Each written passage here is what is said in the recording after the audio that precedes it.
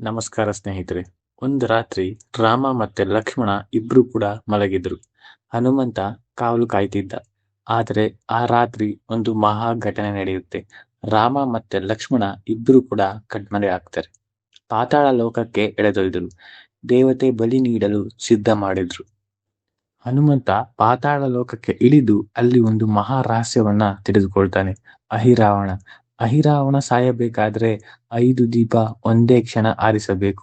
5 ದಿಕ್ಕಿನ 5 ದೀಪ ಒಂದೇ ಸಮಯದಲ್ಲಿ. ಒಂದು ಮುಖ ಹೊಂದಿದ ಮನುಷ್ಯ ಒಂದೇ ದಿಕ್ಕು ನೋಡಬಲ್ಲ. 2 ಕೈ ಒಂದೇ ಕಡೆ ಕೆಲಸ ಮಾಡಬಲ್ಲದು. ಆಗ ಹನುಮಂತ ಒಂದು ಮಹಾ ರೂಪ ತಾಳಿದ. 5 ಮುಖ, ಪಂಚಮುಖ ಅಂದರೆ 10 ಕೈ, 5 ದಿಕ್ಕು ಒಂದೇ ಕ್ಷಣ ನೋಡುವ ಶಕ್ತಿ, ಅದೇ ಪಂಚಮುಖಿ ಹನುಮಂತ. ನಾವು ಇಂದು ತಿಳಿಯಲಿರುವ ಕತೆ ಆ 5 ಮುಖ ಯಾವ ಅದ್ಭುತ ಶಕ್ತಿಯನ್ನು ಹೊಂದಿದೆ ಮತ್ತು ಅಹಿರಾವಣ ಹೇಗೆ ಸತ್ತ ಎಂಬುದನ್ನು ತಿಳಿಯೋಣ. ಲಂಕೆಯಲ್ಲಿ ಯುದ್ಧ ಆಗ್ತಿದ್ದಂತಹ ಸಮಯ ಅದು. ರಾಮನ ಸೇನೆ ಒಂದೊಂದಾಗಿ ರಾವಣನ ಮಹಾಯೋಧರನ್ನು ಸಂಹರಿಸಿದ್ರು. ಕುಂಭಕರ್ಣನು ಕೂಡ ನೆಲಕಚ್ಚಿದ್ದ. ಮಹಾಸೇನಾಧಿಪತಿಗಳು ಕೂಡ ನೆಲಕಚ್ಚಿದ್ರು. ಲಕ್ಷ್ಮಣ ತನ್ನ ಅಂಜಲಿಕಾಸ್ತ್ರ ಬಾಣದಿಂದ ರಾವಣನ ಮಗ ಇಂದ್ರಜಿತ್ನನ್ನು ಕೂಡ ಕೊಂದಿದ್ದ. ಇಂದ್ರಜಿತ್ನ ಸಾವಿನ ಸುದ್ದಿ ಕೇಳಿದ ರಾವಣನು ತುಂಬಾ ಗೋಳಾಡಿದ. ಅವನ ಅಹಂಕಾರ ಭಯ ಆಗಿ ಬದಲಾಯಿತು. ರಾವಣ ಕಂಗಾಲಾಗಿದ್ದ. ತನ್ನ ಸಹೋದರ ಅಹಿರಾವಣನನ್ನು ನೆನಪಿಸಿಕೊಂಡ. ಅಹಿರಾವಣ ಪಾತಾಳ ಲೋಕದ ರಾಜ. ತಂತ್ರ ಮಂತ್ರ ವಿದ್ಯೆಯಲ್ಲಿ ಅಸಾಧಾರಣ. ಮಹಾ ಮಾಯಾಶಕ್ತಿ ಹೊಂದಿದ ರಾಕ್ಷಸ. ರಾವಣ ಅವನಿಗೆ ಸಂದೇಶ ಕಳುಹಿಸಿ ಸಹಾಯ ಬೇಡಿದ. ವಿಭೀಷಣ ರಾವಣನ ಈ ಯೋಜನೆಯನ್ನು ತಿಳಿದ. ರಾಮನ ಬಳಿ ಬಂದು ಎಚ್ಚರಿಕೆ ನೀಡಿದ. ಅಹಿರಾವಣ ಬಹಳ ಅಪಾಯಕಾರಿ. ಅವನ ಮಾಯಾವಿದ್ಯೆ ಅಸಾಧಾರಣ.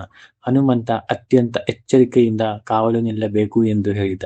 ಆಗ ಹನುಮಂತನು ತಕ್ಷಣ ಸಿದ್ಧನಾದ. ತನ್ನ ಬಾಲವನ್ನು ಉದ್ದ ಮಾಡಿ ರಾಮ ಮತ್ತು ಲಕ್ಷ್ಮಣ ಇದ್ದ ಸ್ಥಳ ಸುತ್ತ ಒಂದು ಮಹಾರಕ್ಷಣಾ ಕೋಟೆಯಂತೆ ನಿರ್ಮಿಸಿದ. ಆ ಕೋಟೆ ದಾಟಿ ಒಂದು ಇರುವೆ ಕೂಡ ಒಳಬರಲು ಸಾಧ್ಯವಾಗುತ್ತಿರಲಿಲ್ಲ. ಅಹಿರಾವಣ ಮಹಾ ಚಾಣಾಕ್ಷ.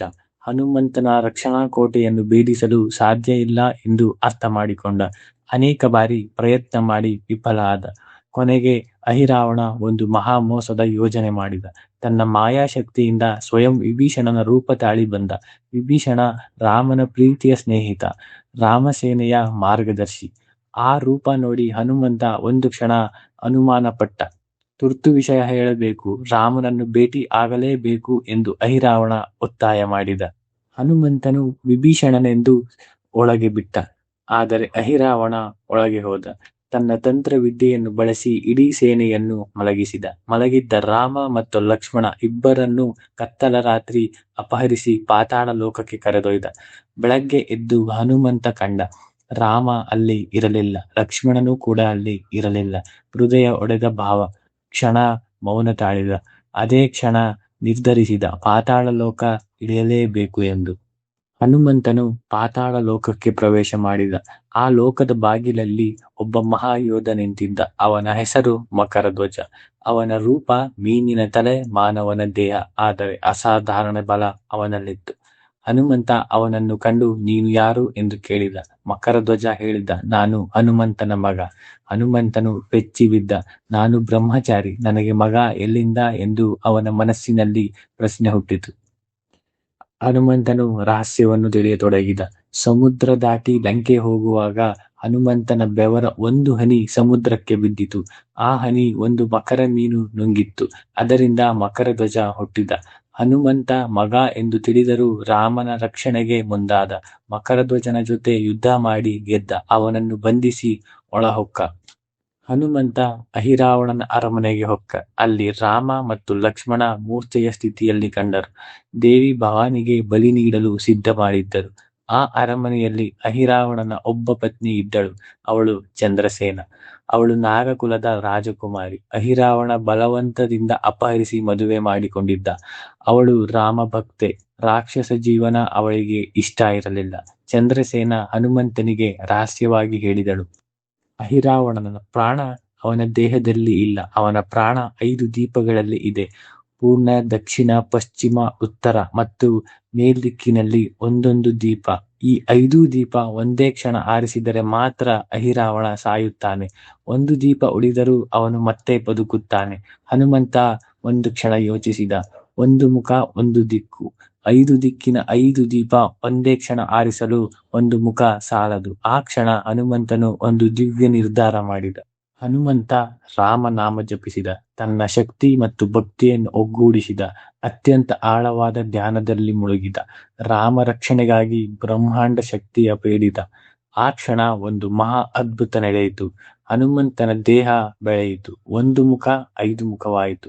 2 ಕೈ 10 ಕೈ ಆಯಿತು. ಪೂರ್ವ ದಿಕ್ಕಿಗೆ ಹನುಮಂತನ ಮುಖ, ದಕ್ಷಿಣ ದಿಕ್ಕಿಗೆ ನರಸಿಂಹನ ಮುಖ, ಪಶ್ಚಿಮ ದಿಕ್ಕಿಗೆ ಗರುಡನ ಮುಖ, ಉತ್ತರ ದಿಕ್ಕಿಗೆ ವರಾಹನ ಮುಖ, ಮೇಲ್ದಿಕ್ಕಿಗೆ ಹಯಗ್ರೀವನ ಮುಖ. ಪಾತಾಳ ಲೋಕ ಬೆಚ್ಚಿ ಬಿದ್ದಿತು. ಆ ಮಹಾರೂಪ ಕಂಡು ಅಹಿರಾವಣನ ಸೈನ್ಯ ಚದುರಿ ಓಡಿತು. ಪಂಚಮುಖಿ ಹನುಮಂತ 5 ದಿಕ್ಕಿನ ದೀಪಗಳನ್ನು ಏಕಕಾಲದಲ್ಲಿ ಆರಿಸಿದ. ಒಂದೇ ಕ್ಷಣ, ಒಂದೇ ಊದು 5 ದೀಪಗಳು ಆರಿದವು. ಅಹಿರಾವಣ ನೆಲಕ್ಕೆ ಬಿದ್ದ ಮತ್ತು ಅವನಿಗೆ ಏಳಲಾಗಲಿಲ್ಲ. ಅವನ ಪ್ರಾಣ ಹಾರಿಹೋಯಿತು. ಪಾತಾಳ ಲೋಕ ಮೌನ ತಾಳಿತು. ಅಹಿರಾವಣನ ಸೇನೆ ಅಳುತ್ತಾ ನಿಂತಿತು. ಹನುಮಂತನು ಇನ್ನೂ ಮೂರ್ಛೆ ಸ್ಥಿತಿಯಲ್ಲಿದ್ದಂತಹ ರಾಮ ಮತ್ತು ಲಕ್ಷ್ಮಣರನ್ನು ಎತ್ತಿಕೊಂಡ. ಪಾತಾಳ ಲೋಕದಿಂದ ಮೇಲಕ್ಕೆ ಬಂದ. ಲಂಕಾ ಯುದ್ಧ ಭೂಮಿಯನ್ನು ತಲುಪಿದ. ರಾಮ ಮತ್ತು ಲಕ್ಷ್ಮಣರ ಕಣ್ಣು ತೆರೆದರು. ವಾನರ ಸೇನೆ ಜಯ ಜಯ ಎಂದು ಕೂಗಿದರು. ಆ 5 ಮುಖ ಯಾವ ಶಕ್ತಿ ಹೊಂದಿದೆ, ಯಾವ ದಿಕ್ಕಿಗೆ ಮುಖ ಮಾಡಿದೆ, ಯಾವ ವರ ನೀಡುತ್ತದೆ ಎಂದು ತಿಳಿಯೋಣ. ಮೊದಲ ಮುಖ ಹನುಮಂತನ ಮುಖ. ಇದು ಪೂರ್ವ ದಿಕ್ಕಿಗೆ ಮುಖ ಮಾಡಿದೆ. ಸೂರ್ಯ ಉದಯ ಆಗುವ ದಿಕ್ಕು. ಹೊಸ ಆರಂಭ, ಬೆಳಕು ಮತ್ತು ಸ್ಫೂರ್ತಿ ಇವೆಲ್ಲವನ್ನು ನೀಡುತ್ತದೆ. ಈ ಮುಖ ಭಕ್ತಿ ಮತ್ತು ನಿಷ್ಠೆಯ ಸಂಕೇತ. ಯಾರು ಪೂರ್ವಮುಖ ಹನುಮಂತನನ್ನು ಪೂಜಿಸುತ್ತಾರೋ ಅವರ ಪಾಪ ತೊಳೆಯುತ್ತದೆ. ಶಾಂತಿ, ಶುದ್ಧತೆ, ಸಂತೋಷ ಮತ್ತು ತೃಪ್ತಿ ಅವರಿಗೆ ಸಿಗುತ್ತದೆ. ಹನುಮಂತನ ಮುಖ ಧೈರ್ಯ ಮತ್ತು ಆತ್ಮವಿಶ್ವಾಸದ ಪ್ರತೀಕ. ಭಯ ಹೋಗಲಾಡಿಸುತ್ತದೆ, ಶತ್ರು ನಾಶ ಮಾಡುತ್ತದೆ, ರಾಮಭಕ್ತಿ ಹೆಚ್ಚಿಸುತ್ತದೆ. ಇದು ಪಂಚಮುಖಿ ಹನುಮಂತನ ಮೂಲ ಮುಖ. ಹನುಮಂತ ಸ್ವಯಂ ರೂಪ. ರಾಮನಾಮ ಜಪಿಸಿ ಬದುಕಿದ ಭಕ್ತನ ಮುಖ. ಎರಡನೇ ಮುಖ ನರಸಿಂಹ ಮುಖ. ಇದು ದಕ್ಷಿಣ ದಿಕ್ಕಿಗೆ ಮುಖ ಮಾಡಿದೆ. ದಕ್ಷಿಣ ದಿಕ್ಕು ಯಮದೇವನ ದಿಕ್ಕು, ಮೃತ್ಯು, ಭಯ ಮತ್ತು ಅಂಧಕಾರದ ದಿಕ್ಕು. ನರಸಿಂಹ ಮಹಾವಿಷ್ಣುವಿನ 4ನೇ ಅವತಾರ. ಅರ್ಧ ಮಾನವ ಅರ್ಧ ಸಿಂಹ. ಪ್ರಹ್ಲಾದ ರಕ್ಷಿಸಲು ಹಿರಣ್ಯಕಶಿಪು ಸಂಹರಿಸಿದ. ದಕ್ಷಿಣ ಮುಖ ನರಸಿಂಹನ ಮುಖ ದಿವ್ಯ ರಕ್ಷಣೆ ನೀಡುತ್ತದೆ. ಕೆಟ್ಟ ಶಕ್ತಿ, ಕರಿಮಾಯೆ, ಅಪಾಯ ಎಲ್ಲ ದೂರ ಮಾಡುತ್ತದೆ. ಭಯ ನಾಶ ಮಾಡುತ್ತದೆ. ಇನ್ನು 3ನೆಯ ಮುಖ ಗರುಡ ಮುಖ. ಇದು ಪಶ್ಚಿಮ ದಿಕ್ಕಿಗೆ ಮುಖ ಮಾಡಿದೆ. ಪಶ್ಚಿಮ ದಿಕ್ಕು ಸೂರ್ಯಾಸ್ತ ಆಗುವ ದಿಕ್ಕು, ವರುಣದೇವನ ದಿಕ್ಕು. ತಮಸ್ಸು ಮತ್ತು ಮಾಯೆ ಈ ದಿಕ್ಕಿನಿಂದ ಬರುತ್ತದೆ. ಗರುಡ ಮಹಾವಿಷ್ಣುವಿನ ವಾಹನ. ಸರ್ಪ ವಿಷ ನಾಶ ಮಾಡಬಲ್ಲ ಶಕ್ತಿ. ಮಹಾವೇಗ, ಮಹಾದೃಷ್ಟಿ. ಗರುಡ ಮುಖ ಕಪ್ಪು ಮಾಯೆ, ವಿಷಶಕ್ತಿ, ದುಷ್ಟ ಪ್ರಭಾವ ನಾಶ ಮಾಡುತ್ತದೆ. ಕರಾಳ ಮಾಟ ಮಂತ್ರ ದೂರ ಮಾಡುತ್ತದೆ. ಅಡೆತಡೆಗಳನ್ನು ತೊಲಗಿಸುತ್ತದೆ. 4ನೆಯ ಮುಖ ವರಾಹ ಮುಖ. ಇದು ಉತ್ತರ ದಿಕ್ಕಿಗೆ ಮುಖ ಮಾಡಿದೆ. ಉತ್ತರ ದಿಕ್ಕು ಕುಬೇರನ ದಿಕ್ಕು, ಸಂಪತ್ತು, ಸಮೃದ್ಧಿ ಮತ್ತು ಐಶ್ವರ್ಯದ ದಿಕ್ಕು. ವರಾಹ ಮಹಾವಿಷ್ಣುವಿನ 3ನೇ ಅವತಾರ. ಹಿರಣ್ಯಾಕ್ಷ ಭೂದೇವಿ ಅಪಹರಿಸಿ ಸಮುದ್ರ ಆಳದಲ್ಲಿ ಬಚ್ಚಿಟ್ಟಾಗ ವರಾಹ ಅವತರಿಸಿ ಭೂದೇವಿಯನ್ನು ರಕ್ಷಿಸಿದ. ವರಾಹ ಮುಖ ಸ್ಥಿರತೆ, ಭೂಮಿ ಬಲ ಮತ್ತು ಸಮೃದ್ಧಿ ನೀಡುತ್ತದೆ. ಕೆಟ್ಟ ಅದೃಷ್ಟ ದೂರ ಮಾಡುತ್ತದೆ. ಕಳೆದ ಸಂಪತ್ತು ಮತ್ತೆ ಬರಲು ಸಹಾಯ ಮಾಡುತ್ತದೆ. 5ನೇ ಮುಖ ಹಯಗ್ರೀವನ ಮುಖ. ಇದು ಮೇಲ್ದಿಕ್ಕಿಗೆ ಅಂದರೆ ಆಕಾಶ ದಿಕ್ಕಿಗೆ ಮುಖ ಮಾಡಿದೆ. ಹಯಗ್ರೀವ ಮಹಾವಿಷ್ಣುವಿನ ಕುದುರೆ ಮುಖ ಅವತಾರ. ವೇದ ಜ್ಞಾನ ರಕ್ಷಿಸಿದ. ಮಧು ಕೈಟಭ ರಾಕ್ಷಸ ವೇದ ಕದ್ದಾಗ ಹಯಗ್ರೀವ ಅವರನ್ನು ಸಂಹರಿಸಿ ವೇದ ಮರಳಿ ತಂದ. ಹಯಗ್ರೀವ ಮುಖ ದಾನ ಮತ್ತು ವಿದ್ಯೆಯನ್ನು ನೀಡುತ್ತದೆ. ಹನುಮಂತ ರಾಮನನ್ನು 5 ರೀತಿಯಲ್ಲಿ ಪೂಜಿಸಿದ. ನಮನ, ಸ್ಮರಣ, ಕೀರ್ತನಂ, ಯಾಚನಂ ಮತ್ತು ಅರ್ಪಣಂ. ಈ 5 ರೀತಿ ಮತ್ತು 5 ಮುಖ ಒಂದೇ ಸಂದೇಶ ನೀಡುತ್ತದೆ. ದೇವರ ಸೇವೆ ಕೇವಲ ಒಂದು ರೀತಿ ಅಲ್ಲ, ಅದು 5 ರೀತಿ ಒಟ್ಟಾಗಿ ಮಾಡಿದಾಗ ಭಕ್ತಿ ಪರಿಪೂರ್ಣವಾಗುತ್ತದೆ. ಆ 5 ರೀತಿ ಇವು. ನಮನ ಎಂದರೆ ನಾಮಸ್ಮರಣೆ. ಸ್ಮರಣೆ ಎಂದರೆ ದೇವರ ನಿರಂತರ ನೆನಪು. ಕೀರ್ತನಂ ಎಂದರೆ ಸ್ತೋತ್ರ ಪಠಣ. ಯಾಚನಂ ಎಂದರೆ ನಿಷ್ಕಲ್ಮಶ ಮನದಿಂದ ಪ್ರಾರ್ಥನೆ. ಅರ್ಪಣಂ ಎಂದರೆ ತನ್ನನ್ನು ಸಂಪೂರ್ಣ ದೇವರ ಪಾದಕ್ಕೆ ಸಮರ್ಪಿಸಿಕೊಳ್ಳುವುದು. ಪಂಚಮುಖಿ ಹನುಮಂತ ಕೇವಲ ಒಂದು ದೇವರ ರೂಪ ಅಲ್ಲ, ಇದು 5 ಶ್ರೇಷ್ಠ ದಿವ್ಯ ಶಕ್ತಿಗಳ ಸಮ್ಮಿಲನ. ಹನುಮಂತ, ನರಸಿಂಹ, ಗರುಡ, ವರಾಹ, ಹಯಗ್ರೀವ ಈ 5 ದಿಕ್ಕಿನ ರಕ್ಷಕರು. ಇಂದು ಭಾರತ ಮಾತ್ರವಲ್ಲ, ವಿಶ್ವದ ಅನೇಕ ದೇಶಗಳಲ್ಲಿ ಪಂಚಮುಖಿ ಹನುಮಂತನ ದೇವಾಲಯವಿದೆ. ರಾಮೇಶ್ವರಂ ಬಳಿ ಅಹಿರಾವಣನ ಘಟನೆ ನಡೆದ ಸ್ಥಳದ ಸಮೀಪದಲ್ಲಿ ಒಂದು ಪ್ರಸಿದ್ಧ ದೇವಾಲಯವಿದೆ. ಕರ್ನಾಟಕ, ತಮಿಳುನಾಡು, ತೆಲಂಗಾಣ ಅನೇಕ ರಾಜ್ಯಗಳಲ್ಲಿ ಪಂಚಮುಖಿ ಆಂಜನೇಯನ ದೇವಾಲಯವಿದೆ. ಪಂಚಮುಖಿ ಹನುಮಂತನ ಕತೆ ನಮಗೆ ಒಂದು ಪಾಠವನ್ನು ನೀಡುತ್ತದೆ. ಮೊದಲನೆಯದಾಗಿ, ಅಸಾಧ್ಯ ಎಂದು ಕಂಡ ಕ್ಷಣ ದೇವರ ಶಕ್ತಿಯನ್ನು ಕೇಳಬೇಕು. 5 ದೀಪ ಒಂದೇ ಕ್ಷಣ ಆರಿಸುವುದು ಅಸಾಧ್ಯ ಎನ್ನಿಸುತ್ತದೆ. ಆದರೆ ಭಕ್ತಿ, ಶಕ್ತಿ ಎರಡೂ ಸೇರಿದರೆ ಅಸಾಧ್ಯ ಮಾಡಿದ ಕಾರ್ಯ ಸಾಧ್ಯವಾಯಿತು.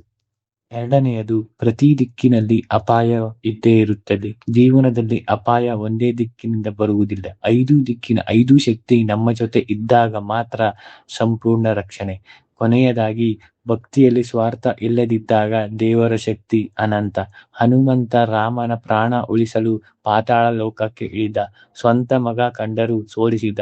ಯಾವ ಭಯ ಇಲ್ಲದೆ ಪಂಚಮುಖಿ ರೂಪವನ್ನು ತಾಳಿದ. ಇದು ನಿಸ್ವಾರ್ಥ ಶಕ್ತಿ. ಅಂದು ಪಾತಾಳ ಲೋಕದ ಕತ್ತಲಲ್ಲಿ 5 ದೀಪ ಆರಿಸಿ 2 ದೀಪ ಬೆಳಗಿದ. ರಾಮ ಮತ್ತು ಲಕ್ಷ್ಮಣ ಕಣ್ಣು ತೆರೆದರು. ಅದು ಕೇವಲ ಭೌತಿಕ ದೀಪ ಅಲ್ಲ, ಧರ್ಮದ ಜ್ಯೋತಿ. ಈ ಮಾಹಿತಿ ನಿಮ್ಗೆ ಇಷ್ಟ ಆಗಿದ್ರೆ ಈ ವಿಡಿಯೋನ ಲೈಕ್ ಮಾಡಿ ಮತ್ತೆ ಶೇರ್ ಮಾಡಿ. ಮತ್ತಷ್ಟು ಇಂತಹ ನಮ್ಮ ಚಾನೆಲ್ನ ಸಬ್ಸ್ಕ್ರೈಬ್ ಮಾಡಿ. ಧನ್ಯವಾದಗಳು.